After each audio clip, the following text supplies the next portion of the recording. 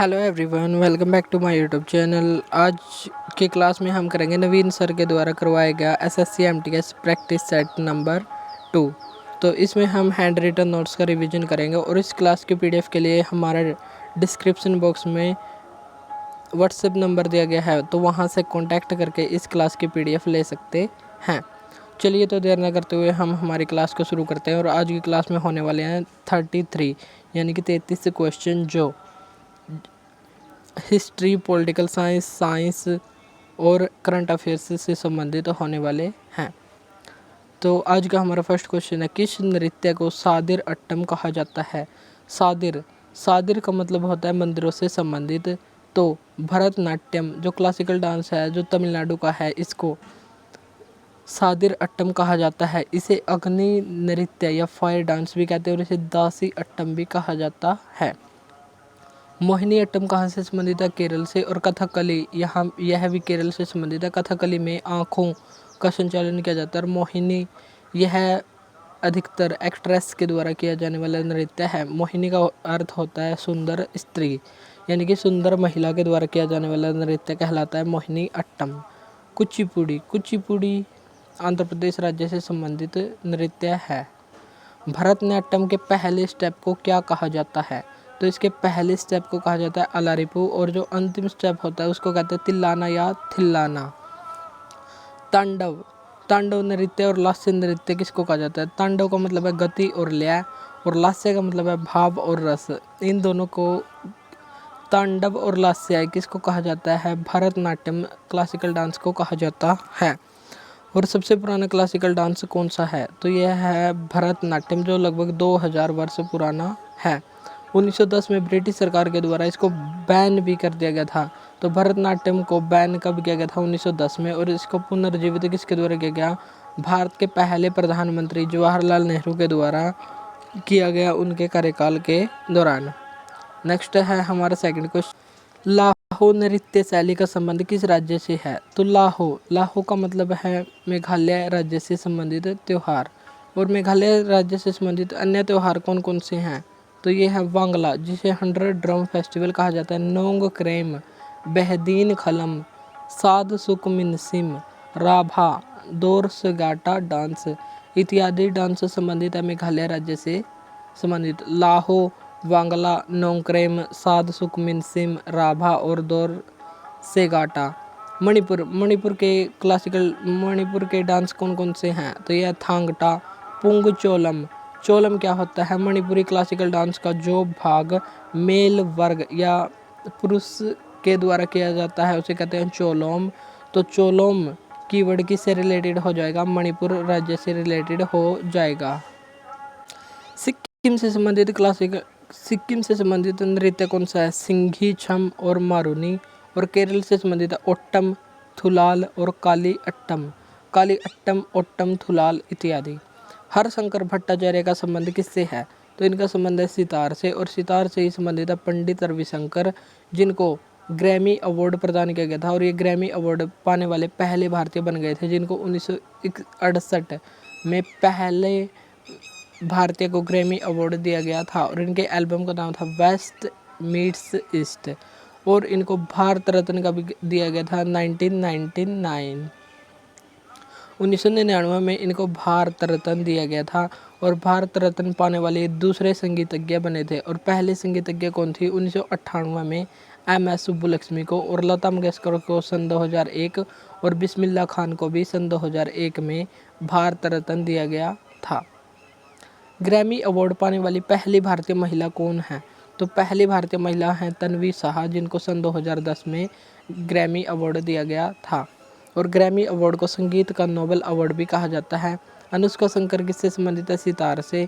और सितार से संबंधित अन्य महत्वपूर्ण कलाकार कौन कौन है? अनुष्का शंकर पंडित रविशंकर की बेटी का नाम है। निखिल बैनर्जी, विलायत खान, बंदे हसन, शाहिद परवेज, इन सभी का संबंध है सितार से। वायलिन वादक कौन है? एन राजन है। संतूर से संबंधित है शिव कुमार शर्मा और भजन सोपोरी। सारंगी से संबंधित है शकूर खान, इलियाज खान और बुंदू खान। यदि बूंद गिरती है तो सारे पर गिरती है, और यदि शक्कर हम ज़्यादा खाते हैं तो उसका सारा इलाज करवाना चाहिए। तो ये है इसकी ट्रिक। तो शकूर खान और इलियाज खान, इनका संबंध है सारंगी से।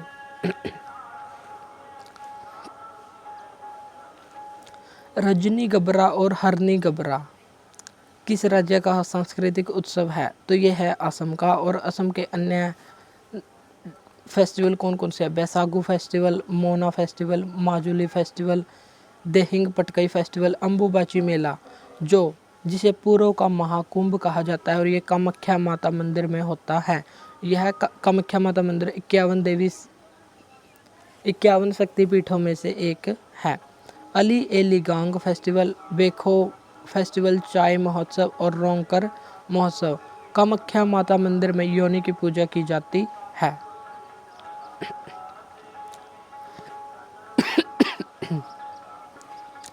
नेक्स्ट है फिफ्थ, पैतकर पेंटिंग के अद्वितीय सांस्कृतिक प्रतीक हैं। तो ये किस राज्य से संबंधित है? पैतकर पेंटिंग, इसका संबंध है झारखंड राज्य से। और बिहार से संबंधित कौन कौन से? जाडो, पटिया, पिथौरा, अथिया पेंटिंग, इनका संबंध है गुजरात से। और बिहार से संबंधित है जादव पटिया। वारली पेंटिंग, यह कहाँ से संबंधित है? महाराष्ट्र से। चिकनकारी चित्रकारी उत्तर प्रदेश से, उत्तर प्रदेश के भी लखनऊ से संबंधित है। लघु और फड़ पेंटिंग, इनका संबंध है राजस्थान से। तंजौर और कोल्लम पेंटिंग, इनका संबंध है तमिलनाडु राज्य से। चेरियल पेंटिंग, ये है तेलंगाना से संबंधित। और मुगलू और कलमकारी पेंटिंग, इनका संबंध है आंध्र प्रदेश राज्य से। नेक्स्ट है काली घाट पेंटिंग, इसका संबंध है कोलकाता से। Fresco painting, fresco painting Haryana से संबंधित है। मधुबनी और मिथिला पेंटिंग, ये बिहार से संबंधित हैं। और अरिपन पेंटिंग, इसका संबंध भी बिहार से ही है। ऑस्कर पुरस्कार पाने वाले पहले भारतीय कौन हैं?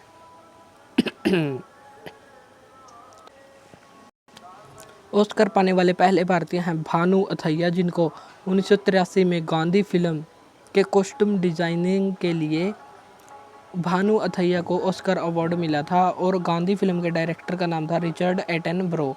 इसमें गांधी की भूमिका निभाई थी ब्रेन किंग्सले ने। और कस्तूरबा गांधी, जो गांधी जी की पत्नी थी, उनकी भूमिका निभाई रोहिणी के द्वारा।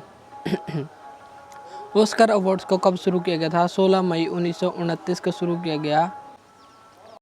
सत्यजीत रे को 1992 में ऑस्कर अवार्ड दिया गया था। और ये पहले पुरुष भारतीय बन गए थे जिनको ऑस्कर अवार्ड मिला। तो पहला ऑस्कर किसको मिला था? भानु अथैया को 1983 में। ये एक महिला थी। सत्यजीत रे बंगाली फिल्म डायरेक्टर है और इनकी पुस्तक का नाम है छोटो चिलम। AR रहमान, रसूल पुकुट्टी और गुलजार, इन तीनों को 2009 में ऑस्कर अवार्ड दिया गया। और सन 2023 में नाटू नाटू सॉन्ग, जो RRR फिल्म का था और इसके कंपोजर थे MM किरवानी, इनको ऑस्कर अवार्ड दिया गया। और एक short documentary film the elephant whispers, इसको भी सन 2023 में ऑस्कर अवार्ड दिया गया था। ऑस्कर अवार्ड का संबंध है फिल्म क्षेत्र से और इसको academy of picture motions arts and sciences के द्वारा प्रदान किया जाता है। और पहली बार इसको हॉलीवुड के कोडेट थिएटर, जो अमेरिका में है, यहाँ पर प्रदान किया गया था। और सर्वाधिक ऑस्कर विजेता व्यक्ति का नाम है वाल्ट डिज्नी। और सर्वाधिक ऑस्कर विजेता मूवीज़ जिनको 11 ऑस्कर मिले हैं, तो इनका नाम है, ये 3 मूवीज़ हैं, Titanic, the Lord of the rings और बेन हूर मूवीज़। तो इन सभी 3 मूवीज़ को 11-11 ऑस्कर, जो सर्वाधिक ऑस्कर मिले हैं। दुनिया का सबसे पुराना टेनिस टूर्नामेंट का नाम क्या है? तो सबसे पुराना है विंबलडन, जो 1877 में शुरू हुआ था। US ओपन 1881 में शुरू हुआ। फ्रेंच ओपन 1891 में। और ऑस्ट्रेलियन ओपन सबसे नवीनतम टेनिस ग्रैंड स्लैम है, जो 1905 में शुरू हुआ। और वर्ष में होने का क्रम क्या है? तो वर्ष के प्रारंभ में होता है ऑस्ट्रेलियन ओपन, दूसरे पर होता है फ्रेंच ओपन, तीसरे पर होता है विंबलडन, जो सबसे पुराना है, और थर्ड पर होता है US ओपन, जो साल के अंत में जिसका आयोजन करवाया जाता है। भारत ने किस वर्ष राष्ट्रमंडल खेलों की मेजबानी की थी? तो भारत ने एकमात्र एक ही बार राष्ट्रमंडल खेलों का मेजबानी की थी सन 2010 में। और इनका आयोजन किया गया था नई दिल्ली में। और नई दिल्ली में इसके अध्यक्ष बनाए गए थे सुरेश कलमाडी। और पहला कॉमनवेल्थ गेम्स का आयोजन कब किया गया था? 1930 में हैमिल्टन कनाडा में इसका आयोजन किया गया था। और दूसरी बार 1934 में जब आयोजन किया गया था, तो भारत ने इसमें भाग लिया था। और भारत के द्वारा पहला मेडल राशिद अनवर के द्वारा कुश्ती में ब्रॉन्ज मेडल जीता गया था। तो कॉमनवेल्थ में भारत का पहला मेडल कब आया था? तो भारत का पहला मेडल आया था राशिद अनवर के द्वारा कुश्ती में ब्रॉन्ज मेडल आया था। 2022 में इनका आयोजन बर्मिंघम इंग्लैंड में किया गया और भारत की रैंक 4th थी।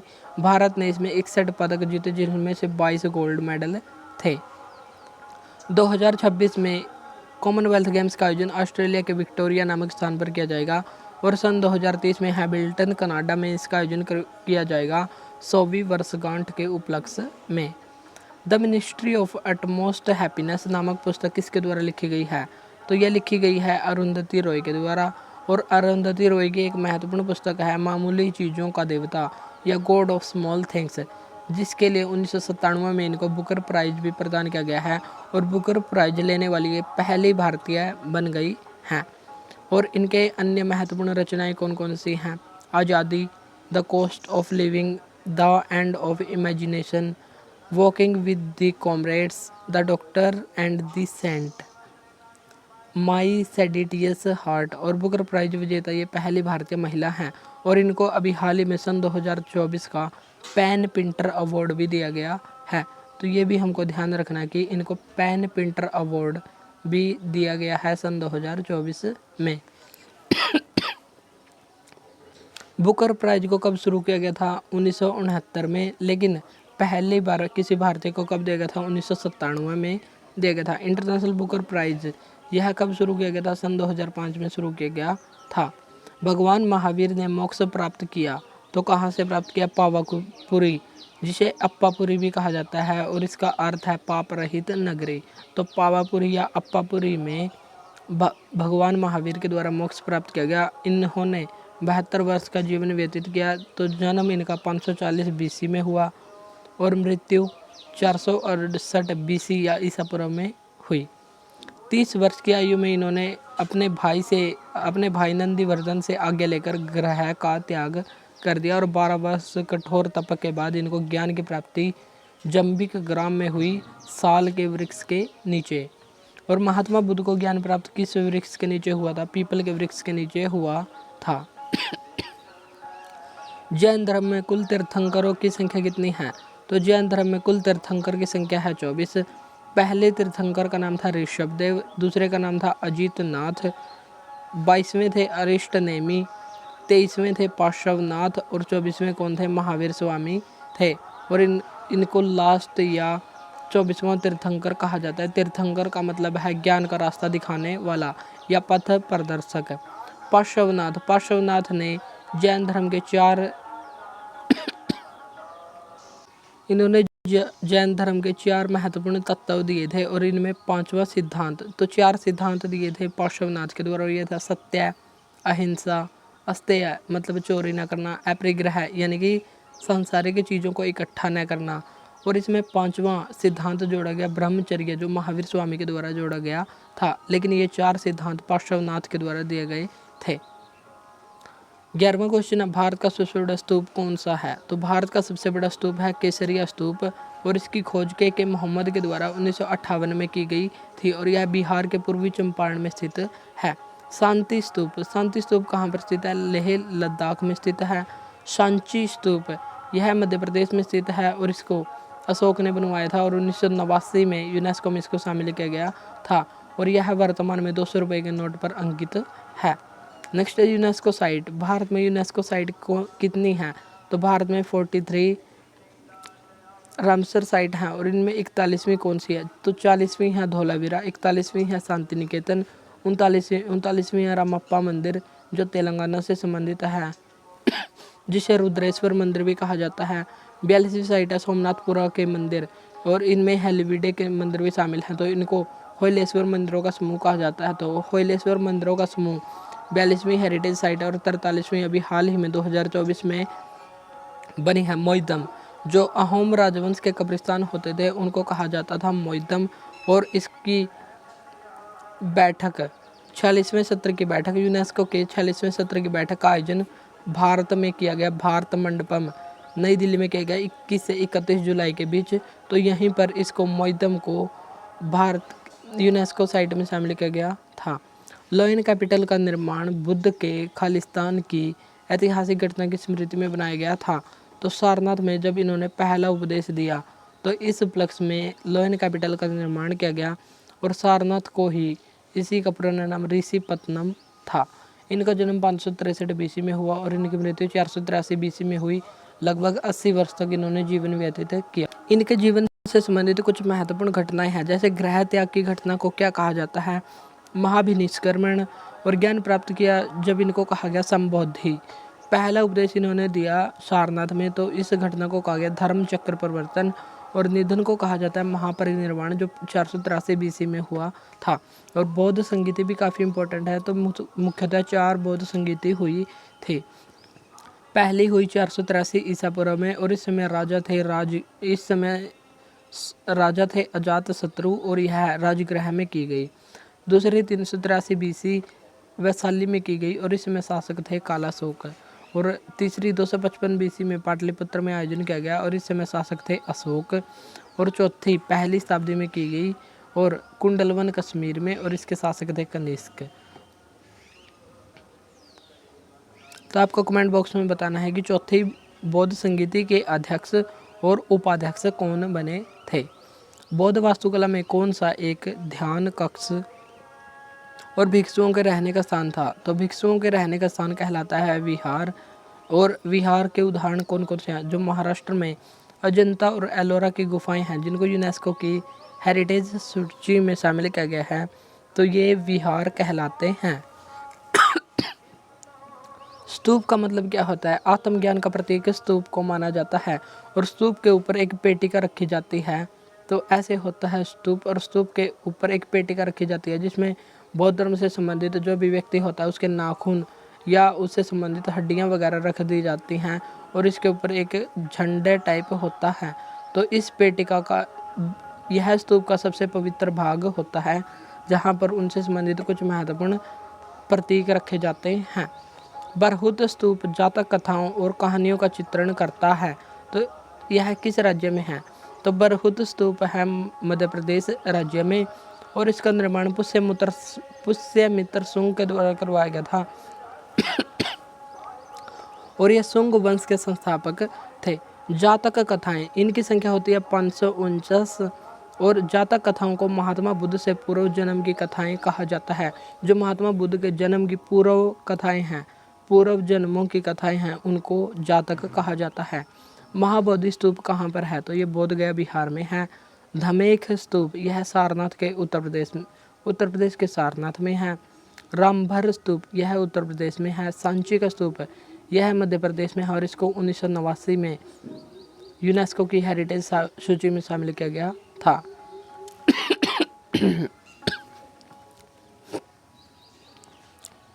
भारत में एकल नागरिकता का सिद्धांत कहाँ से लिया गया है, तो यह लिया गया है इंग्लैंड से और यह भारतीय संविधान के भाग 2 में वर्णित है।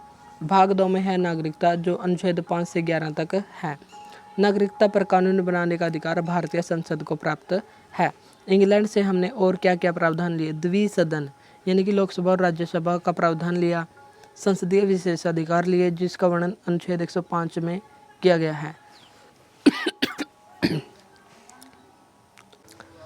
संसदीय स्वरूप, जो वेस्टमिंस्टर सिस्टम है वो ग्रहण किया।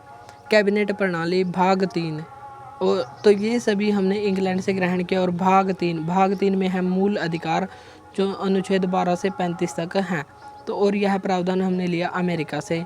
भाग 4 में है DPSP, directive principles of state policy, यानी कि राज्य के नीति निर्देशक तत्व, जो आयरलैंड से हमने लिए हैं। भाग 4 में 36 से 51 अनुच्छेद में हैं। भाग 4A, इसके तहत अनुच्छेद 51A को जोड़ा गया और इसको 42वें संविधान संशोधन के द्वारा 1976 में जोड़ा गया था। USSR सोवियत संघ से प्रभावित होकर, और इसमें मूल कर्तव्य शामिल हैं।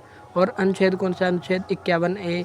प्रारंभ में 10 मौलिक कर्तव्यों को जोड़ा गया था, लेकिन 11वां मौलिक कर्तव्य को 86वें संविधान संशोधन के द्वारा सन 2002 में जोड़ा गया था। नेक्स्ट है हमारा 16th क्वेश्चन, हाल ही किस में भारतीय संसद ने खालिस्तान में भारतीय संसद ने नागरिकता संशोधन अधिनियम CAA कानून पारित किया। तो कब पारित किया? दिसंबर 2019 में पारित किया और यह लागू 30 दिसंबर 2019 को हुआ। सबसे पहले हम देखेंगे कि नागरिकता अधिनियम किस वर्ष से संबंधित है। तो यह संबंधित है 1955 के से, और इसमें पहला संशोधन 1986 में हुआ, फिर हुआ इसमें 1992 में संशोधन, फिर 2003, 2005, 2015 और लास्ट में हुआ दिसंबर 2019 में संशोधन। और यह संशोधन 11 दिसंबर 2019 को संसद में पारित हुआ और यह 30 दिसंबर 2019 को लागू हो गया था। अस्पृश्यता के अंत से संबंधित अनुच्छेद कौन सा है? तो इससे संबंधित अनुच्छेद 17 और विधि के समक्ष संरक्षण, विधि के समान संरक्षण की बात कही गई है अनुच्छेद 14 में। इसमें कहा गया विधि के समक्ष समानता, और यह एकमात्र अनुच्छेद है जो 2 देशों से प्रेरित है, इंग्लैंड और अमेरिका। अमेरिका में प्रावधान किया गया है विधि के समान संरक्षण, और इंग्लैंड का संविधान का प्रावधान है विधि के समक्ष समानता। अनुच्छेद 15, इसका संबंध किससे है? इसमें भेदभाव पर रोक लगाई गई है, जैसे धर्म, जाति, वंश, लिंग और जन्म स्थान के आधार पर कोई भी भेदभाव नहीं किया जाएगा। अनुच्छेद 16, इसमें लोक नियोजन के अवसर पर समानता का वर्णन किया गया है। अनुच्छेद 18, इसमें उपाधियों के अंत के बारे में बताया गया है और इसके अपवाद हैं सैन्य और शिक्षा संबंधी उपाधि। भारत रत्न, इनको 1954 में शुरू किया गया था, लेकिन जब जनता पार्टी की सरकार 1977 में आई तो इन्होंने पद्म पुरस्कार को उपाधि का नाम देकर इनको बैन कर दिया, इनको बंद कर दिया। लेकिन जब दोबारा 1980 में कांग्रेस की सरकार आई तो इनको दोबारा शुरू किया गया था 1980 में, और 1980 में भारत रत्न और पद्म विभूषण, पद्म भूषण और पद्मश्री, तो इन सभी पुरस्कारों को दोबारा से शुरू किया गया था। तो ये भी एक बार बैन हो चुके थे अनुच्छेद 18 के तहत। शिक्षा का अधिकार किस अनुच्छेद में है? तो शिक्षा का अधिकार अनुच्छेद 21A में, और 86वें संविधान संशोधन 2002 के द्वारा इसको जोड़ा गया था। अनुच्छेद 39 है, इसमें किसका वर्णन है? फ्री लीगल एड, निःशुल्क कानूनी सहायता का उल्लेख किया गया है। अनुच्छेद 44, समान नागरिक संहिता का वर्णन है। अनुच्छेद 12, इसमें राज्य की परिभाषा दी गई है। और 13, इसमें न्यायिक पुनर्निरीक्षण की बात कही गई है। RTE, राइट टू एजुकेशन, यह किस वर्ष आया? सन 2009 में आया और इसको लागू 1 अप्रैल 2010 को किया गया। और राइट टू इन्फॉर्मेशन या RTI, right to information act 2005 में आया और यह लागू 12 अक्टूबर 2005 को हुआ। नेक्स्ट है 19वां क्वेश्चन, ये ज्योग्राफी का क्वेश्चन है। शुक्र की तरह कौन सा ग्रह पूर्व से पश्चिम की ओर घूमता है? तो हमारे सौरमंडल के 2 ही ग्रह हैं जो पूर्व से पश्चिम घूमते हैं, और इनको हम याद कर सकते हैं UV। यू से हो गया यूरेनस और वी से हो गया वीनस। यूरेनस का मतलब है अरुण, वीनस का मतलब है शुक्र। तो शुक्र और अरुण, ये दोनों ग्रह पूर्व से पश्चिम की ओर घूमते हैं, और अरुण ग्रह साइज में तीसरा सबसे बड़ा ग्रह है और ये पृथ्वी से लगभग 63 गुना बड़ा है। सबसे बड़ा ग्रह कौन सा है? बृहस्पति। उससे छोटा, चलिए तो हम घटते क्रम में ग्रहों को देख लेते हैं। सबसे बड़ा ग्रह है बृहस्पति, दूसरे पर है शनि, तीसरा सबसे बड़ा है अरुण, चौथा है वरुण, पांचवा है पृथ्वी, और पांचवा सबसे बड़ा ग्रह कौन सा है? पृथ्वी है। और छठा कौन सा है? शुक्र, सातवां मंगल, और आठवां है बुध जो सबसे छोटा ग्रह कहलाता है और यह सूर्य के सबसे नज़दीक में स्थित है। लेटा हुआ ग्रह यानी कि लाइंग प्लेनेट और हरित ग्रह ग्रीन प्लेनेट किस ग्रह को कहा जाता है? तो यह कहा जाता है अरुण ग्रह को, और इसकी खोज 1781 में हर्शेल के द्वारा की गई थी। शनि ग्रह के छल्ले बने होते हैं, तो ये छल्ले बने होते हैं छोटे बर्फ और चट्टान के कणों से बने होते हैं, और इन छल्लों की संख्या है 7। तो शनि ग्रह के चारों ओर जो छल्ले बने होते हैं उनकी संख्या कितनी है? 7 है। वे छोटे बर्फ और चट्टान से बने होते हैं। शनि का घनत्व सबसे कम होता है जो लगभग होता है 0.7 ग्राम सेंटीमीटर क्यूब है, और पृथ्वी का सबसे ज़्यादा घनत्व होता है जो होता है 5.5 ग्राम पर सेंटीमीटर क्यूब। नेक्स्ट है 21वां क्वेश्चन, कौन सी पहाड़ियाँ भारत के दक्षिणी भाग में स्थित हैं? तो भारत के दक्षिणी भाग में स्थित है कार्डेमम या इलायची की पहाड़ियाँ जो केरल राज्य में स्थित है और ये वेस्टर्न भाग का एक हिस्सा है। अन्नामलाई पहाड़ी, ये केरल और तमिलनाडु दोनों में स्थित है और यहीं पर हाथी पर्वत स्थित है। नीलगिरी की पहाड़ी, नीलगिरी की पहाड़ी कहाँ पर स्थित है? नीलगिरी की पहाड़ी और पलानी की पहाड़ी ये तमिलनाडु राज्य में स्थित है। नल्ला मलाई की पहाड़ी कहाँ पर स्थित है? नल्ला मलाई की पहाड़ियाँ आंध्र प्रदेश राज्य में, और अनाईमुड़ी पहाड़ी ये केरल राज्य में स्थित है और इसकी हाइट है 2695 मीटर है। और यह प्रायद्वीपीय भारत यह दक्षिण भारत की सबसे ऊंची चोटी है जो पश्चिमी घाट में मिलती है। डोडा बेटा कहाँ पर स्थित है? डोडा बेटा पहाड़ी यह तमिलनाडु में स्थित है और इसकी हाइट है 2637 मीटर। धूपगढ़ चोटी जो मध्य प्रदेश में स्थित है यह इसकी ऊंचाई कितनी है? 1352 मीटर। गुरु शिखर इस चोटी की ऊंचाई कितनी है? जो राजस्थान में है 1722 मीटर। और कंचनजंगा सिक्किम में स्थित है और इसकी ऊंचाई है 8586 मीटर। और यह भारत की दूसरी सबसे ऊंची चोटी है। विश्व की सबसे ऊंची चोटी कौन सी है? ये है सागरमाथा और इसे माउंट एवरेस्ट भी कहा जाता है और इसकी ऊंचाई है 8848 मीटर। माउंट केटू इसे गॉडविन ऑस्टिन भी कहा जाता है और यह है दुनिया की दूसरी सबसे ऊंची चोटी। और भारत की सबसे ऊंची चोटी पीओके में स्थित है जिसकी ऊंचाई है 8611 मीटर। पहाड़ी श्रृंखला पश्चिम से पूर्व क्रम में लगाइए। तो पश्चिम होता है इंडिया का यह हिस्सा और पूर्व होता है गुजरात वाला हिस्सा।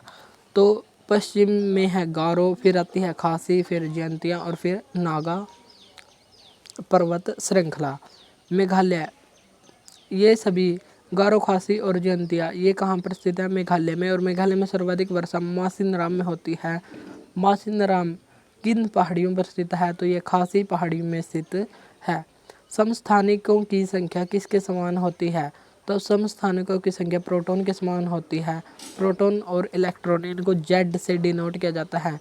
जैसे 7n14 है तो यहाँ पर 14 है ए, और जो 7 है उसको जेड से डिनोट करते हैं और इसको परमाणु क्रमांक कहते हैं और ये परमाणु भार होता है। जैसे 1H1 इसे कहते हैं प्रोटियम, 1H2 इसे कहते हैं ड्यूटेरियम और 1H3 इसे कहते हैं ट्रीटियम। जब परमाणु क्रमांक समान होते हैं तो यहाँ पर नीचे परमाणु क्रमांक समान है तो इनको कहा जाता है समस्थानिक या आइसोटोप्स।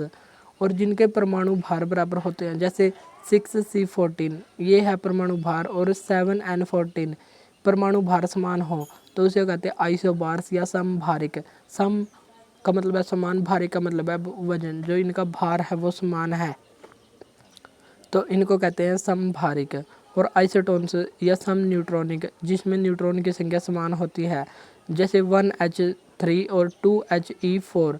यदि हम ए में से जेड को घटा दें या 3 में से 1 को घटा दें तो 2, और यहाँ पर 4 में से 2 को घटाते हैं तो 2। तो जब सम न्यूट्रॉन की संख्या समान हो तो उसे कहते हैं सम न्यूट्रॉनिक या आइसोटोन्स। नेक्स्ट है हमारा 24वां क्वेश्चन, सल्फर का परमाणु क्रमांक क्या है? तो इसका परमाणु क्रमांक है 16। 15 किसका है? फास्फोरस का। जैसे हाइड्रोजन का 1, हीलियम का 2, लिथियम का 3। ऐसे ही 14 किसका है? सिलिकॉन का, जिसे SI से डिनोट किया जाता है। और 18 है ऑर्गन का, AR से डिनोट करते हैं। और क्लोरीन Cl से डिनोट करते हैं और इसका है 17। और Na सोडियम का है 11। तो ये महत्वपूर्ण तत्व हमको ध्यान रखने हैं। कौन सा एल्यूमिनियम का आयस्क है? तो एल्यूमिनियम का आयस्क है क्रायोलाइट और बॉक्साइट, दोनों ही एल्यूमिनियम के आयस्क हैं। लोहे का आयस्क कौन कौन सा होता है? तो ये होता है हेमेटाइट और मैग्नेटाइट। क्यूप्राइट किसका आयस्क है? तो ये Cu कॉपर या तांबा का आयस्क है। पिच ब्लेड किसका आयस्क है? तो ये यूरेनियम का आयस्क है और इसका परमाणु क्रमांक 328 है। सिनेकर किसका आयस्क है? तो ये Hg या मरकरी का है। बोरेक्स सोडियम का है। गैलेना Pb लेड का है। मिलेराइट यह निकल का आयस्क है जिसे Ni से डिनोट करते हैं। शरीर में प्रोटीन का पाचन कहाँ से शुरू होता है? तो शरीर में प्रोटीन का पाचन आमाशय में शुरू होता है और आमाशय में एक एंजाइम होता है पेप्सिन। पेप्सिन एंजाइम के द्वारा इसका पाचन शुरू होता है। और प्रोटीन 51 अमीनो अम्ल से बना होता है। एंगस्ट्रोम को कहते हैं 10⁻⁻10 मीटर, जो तरंग दैर्घ्य मापने की इकाई है। तो कल की क्वेश्चन में ये आंसर छूट गया था। तो एंगस्ट्रॉम किसका मात्रक है? तो ये तरंग धैर्य का मात्रक है। और प्रकाश में 7 रंग होते हैं जिनको हम विबग्योर से याद कर सकते हैं। लार में कौन सा एंजाइम पाया जाता है? तो लार में पाया जाता है टाइलिन। टाइलिन जो प्रोटीन को तोड़ता है। एमाइलेज यह स्टार्च को ग्लूकोज में तोड़ता है। पेप्सिन प्रोटीन का पाचन करता है। लाइपेज लिपिड या वसा का पाचन करता है। और इंसुलिन ग्लूकोज को कंट्रोल करता है। जो ब्लड में ग्लूकोज होती है उसे ब्लड शुगर कहा जाता है या शर्करा कहा जाता है। और ब्लड शुगर को कंट्रोल करने का कार्य इंसुलिन करता है। और इंसुलिन हार्मोन अग्नाशय ग्रंथि की बीटा कोशिका से निकलता है। आरबीआई का राष्ट्रीयकरण कब किया गया था? तो आरबीआई का राष्ट्रीयकरण किया गया था 1 जनवरी 1949 को। चलिए तो हम आरबीआई से संबंधित सभी क्वेश्चनों को एक बार ध्यान से देख लेते हैं। आरबीआई से संबंधित अधिनियम किस वर्ष आए? 1934 में। और इसकी स्थापना 1 अप्रैल 1935 को शाही आयोग या यंग हिल्टन आयोग की सिफारिश पर की गई थी। प्रारंभ में इसका मुख्यालय कोलकाता में था, लेकिन 2 ही वर्ष बाद यानी कि 1937 में इसका मुख्यालय मुंबई में स्थानांतरित कर दिया गया। और इसके लिए प्रारंभिक बजट या प्रारंभिक पूंजी कितनी थी? 5 करोड़ थी। और इसका प्रतीक चिन्ह में ताड़ का वृक्ष और रॉयल बंगाल टाइगर स्थित है। और इसके पहले गवर्नर का नाम था ओस्मान स्मिथ। और पहले भारतीय गवर्नर का नाम था सीडी देशमुख, जो 1943 से 1949 तक रहे। यानी कि भारत की स्वतंत्रता के समय कौन आरबीआई के गवर्नर थे? सीडी देशमुख थे। और 1 रुपये के नोट को छोड़कर सभी नोट को कौन जारी करता है? आरबीआई। और आरबीआई गवर्नर के साइन इस पर होते हैं। और वर्तमान में आरबीआई के गवर्नर कौन है? शक्तिकांत दास हैं। और 1 रुपये का नोट वित्त मंत्रालय के द्वारा जारी किया जाता है और इस पर साइन वित्त सचिव के किए जाते हैं। तो 1 रुपये का नोट वित्त सचिव के साइन और 1 रुपये को छोड़कर सभी नोट आरबीआई गवर्नर के साइन होते हैं। आरबीआई की मौद्रिक नीति का प्रारंभिक उद्देश्य क्या है? तो आरबीआई की एक मौद्रिक नीति समिति है जिसे एमपीसी मॉनेटरी पॉलिसी कमेटी कहा जाता है। और इसका कार्य होता है मूल्य स्थिरता या महंगाई को कंट्रोल करना। और इसकी स्थापना 27 जून सन 2016 को की गई। और इसमें 6 सदस्य होते हैं। इसमें 3 सदस्य आरबीआई से और 3 सदस्य सेंट्रल गवर्नमेंट से होते हैं। और इसमें आरबीआई गवर्नर भी शामिल होते हैं। आरबीआई का केंद्रीय निदेशक मंडल में कितने सदस्य होते हैं? 21। और इसका कार्यकाल होता है 4 वर्ष का। जीएसटी काउंसिल की अध्यक्षता कौन करता है? तो जीएसटी काउंसिल की अध्यक्षता करता है वित्त मंत्री। और जीएसटी काउंसिल की सदस्य संख्या कितनी होती है? 33। और जीएसटी नंबर में अंक कितने होते हैं? तो इसमें 15 अंक होते हैं। जैसे आधार कार्ड के 12 अंक होते हैं, मोबाइल के 10 अंक होते हैं, वैसे ही जीएसटी नंबर में कितने अंक होते हैं? 15 अंक होते हैं। और इसको कहते हैं GSTIN। जीएसटी का मतलब है गुड्स एंड सर्विस टैक्स और IN का मतलब है आइडेंटिफिकेशन नंबर। तो जीएसटी आइडेंटिफिकेशन नंबर कितने नंबर का होता है? तो यह 15 अंक का होता है। और जीएसटी काउंसिल का वर्णन संविधान के अनुच्छेद 279 में किया गया है। और जीएसटी यदि सिंपल जीएसटी पूछा जाए तो इसका वर्णन 246A में किया गया है। जीएसटी काउंसिल के पहले अध्यक्ष कौन थे? तो ये थे अरुण जेटली। जब 2016 में इसकी अधिसूचना दी गई थी तो उस समय वित्त मंत्री थे सन 2016 में अरुण जेटली। और इसका गठन की अधिसूचना 12 सितंबर 2016 को दी गई थी। और इसके वर्तमान अध्यक्ष निर्मला सीतारमण। राष्ट्रीय सीमा शुल्क और जीएसटी संग्रहालय कहाँ पर स्थित है? तो जीएसटी म्यूजियम ये है गोवा में स्थित। और जीएसटी 3 प्रकार का होता है, मुख्यतः 3 प्रकार का, वैसे 4 प्रकार का होता है। और ये 3 प्रकार है CGST यानी कि central GST, SGST state GST, IGST integrated जब एक राज्य से दूसरे राज्य में भेजा जाता है जब वो टैक्स लगता है उसे कहते हैं IGST इंटीग्रेटेड GST। और एक होता है UGST जो UT में लगता है उसे कहते हैं UGST। पेरिस ओलंपिक 2024 में भारत पदक तालिका में किस स्थान पर रहा? तो भारत पेरिस ओलंपिक में 71वें स्थान पर रहा। और इसमें पहले स्थान पर अमेरिका, दूसरे स्थान पर चीन और तीसरे स्थान पर जापान रहा। और इसमें भारत ने 0 गोल्ड, 1 सिल्वर और 5 ब्रॉन्ज मेडल जीते। और इसमें पाकिस्तान 62वें स्थान पर रहा। और पाकिस्तान ने केवल 1 ही गोल्ड जीता है और 1 गोल्ड में भारत से आगे वाले रैंक ले गया। और भारत का इसमें 71वां स्थान रहा। और किस किसने मेडल जीता? मनु भाकर ने इसमें 2 ब्रॉन्ज मेडल जीते, शूटिंग से संबंधित है। सरबजोत सिंह ने 1 ब्रॉन्ज, स्वप्निल कोसाले इन्होंने शूटिंग में 1 ब्रॉन्ज, और अमन सहरावत इन्होंने कुश्ती में 1 ब्रॉन्ज 57 किलोग्राम कैटेगरी में, और 1 ब्रॉन्ज भारतीय हॉकी टीम के द्वारा। और नीरज चोपड़ा जो भाला फेंक से संबंधित हैं, इन्होंने इसमें सिल्वर मेडल जीता था। भारतीय हॉकी टीम ने पेरिस ओलंपिक में ब्रॉन्ज मेडल जीता। तो इस टीम के कप्तान कौन थे? इस टीम के कप्तान थे हरमनप्रीत सिंह, और गोल कीपर का नाम था PR श्रीजेश, और कोच का नाम था क्रेग फुलटन। और इसमें भारत ने 2-1 से स्पेन को हराया और ब्रॉन्ज मेडल जीत लिया। और इसमें भारत ने ऑस्ट्रेलिया को भी हराया। 52 वर्षों के बाद 2024 में भारत ने ऑस्ट्रेलिया को हराया। इससे पहले ऑस्ट्रेलिया को 1972 के म्यूनिख जर्मनी में हराया था। हॉकी के द्वारा ओलंपिक में कितने गोल्ड जीत लिए गए हैं? अब तक 8 गोल्ड जीत लिए गए हैं। और सबसे पहला गोल्ड 1928 में एम्स्टर्डम नीदरलैंड ओलंपिक में जीता था। और दूसरा गोल्ड 1932, फिर 1936, 1940 और 44 में वर्ल्ड वॉर के कारण ओलंपिक नहीं हुए थे। फिर 1952, 1956 में, और फिर 1964, और लास्ट गोल्ड 1980 के मॉस्को ओलंपिक में जीता था। नेक्स्ट है 33वां क्वेश्चन, हाल ही में किस राज्य ने उपस्थिति पोर्टल को लॉन्च किया है? तो उपस्थिति पोर्टल को लॉन्च किया छत्तीसगढ़ राज्य ने, जो एजुकेशन से रिलेटेड है। चलिए अब हम कुछ पोर्टल देख लेते हैं। आइडियाज़ फॉर लाइफ पोर्टल, यह किसने लॉन्च किया है? पर्यावरण मंत्रालय ने। PM सूरज पोर्टल सामाजिक न्याय और अधिकारिता मंत्रालय के द्वारा। सुस्वागतम पोर्टल सुप्रीम कोर्ट के द्वारा लॉन्च किया गया है। सुप्रीम कोर्ट इसका वर्णन संविधान के किस भाग में है? तो भाग 3 भाग 5 में इसका वर्णन किया गया है, और अनुच्छेद 124 में इसका वर्णन किया गया है। अनुच्छेद 129 के तहत सुप्रीम कोर्ट एक अभिलेख न्यायालय है। ई-केयर पोर्टल किसने लॉन्च किया है? परिवार स्वास्थ्य परिवार कल्याण मंत्रालय के द्वारा। प्रवाह पोर्टल RBI के द्वारा। प्रवाह सॉफ्टवेयर इसरो के द्वारा शुरू किया गया है। इसरो की स्थापना 15 अगस्त 1969 को हुई थी, और इसके पहले अध्यक्ष विक्रम साराभाई थे, लेकिन वर्तमान अध्यक्ष हैं S सोमनाथ। UPSC की नई अध्यक्ष हाल ही में कौन बनी है?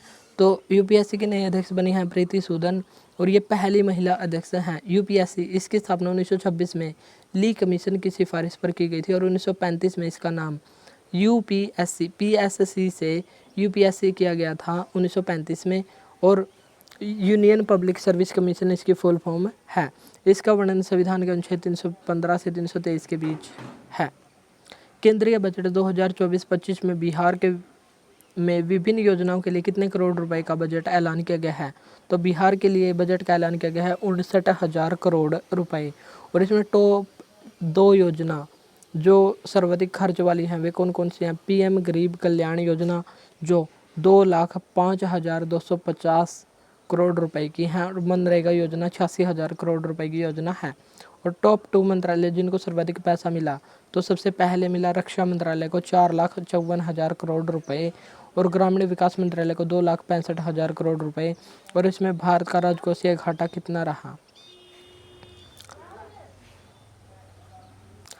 इसमें भारत का राजकोषीय घाटा रहा GDP का 4.9%, जो लगभग होता है 16 लाख करोड़ रुपए। राजस्व घाटा रहा GDP का 1.8%, जो होता है 5.8 लाख करोड़ रुपए। और प्राथमिक घाटा रहा GDP का 1.4%, जो 4.5 लाख करोड़ रुपए रहा। और प्रभावी राजस्व घाटा GDP का 0.6 यानी कि 1.8 लाख करोड़ रुपए रहा। तो ये थी आज की हमारी क्लास, जिसमें हमने महत्वपूर्ण क्वेश्चनों को देखा। अगर क्लास अच्छी लगी हो तो इसको लाइक और शेयर जरूर करें। और आज का क्वेश्चन है PM किसान निधि के लिए कितने रुपए आवंटित हुए हैं? तो इस क्वेश्चन का आंसर आप कमेंट बॉक्स में देना। आज के लिए इतना ही, मिलते हैं नेक्स्ट वीडियो में। और इस क्लास की PDF के लिए हमारे WhatsApp नंबर पर कॉन्टैक्ट करें। तो आज के लिए इतना ही, मिलते हैं नेक्स्ट वीडियो में। Thank you.